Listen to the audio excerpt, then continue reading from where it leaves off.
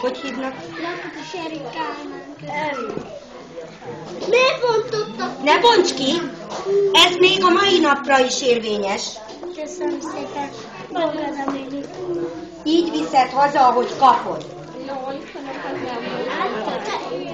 Te fehér? Jó, akkor nem lesz egyforma tesóval, jó? Nem bontod ki? És köszönöm szépen, jó napot! Gyere, Jennifer!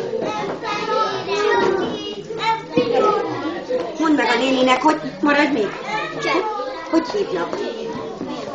Bartusz Jennifer. És köszönöm.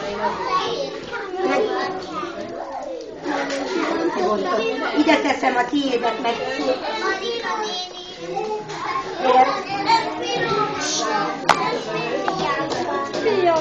Köszönöm.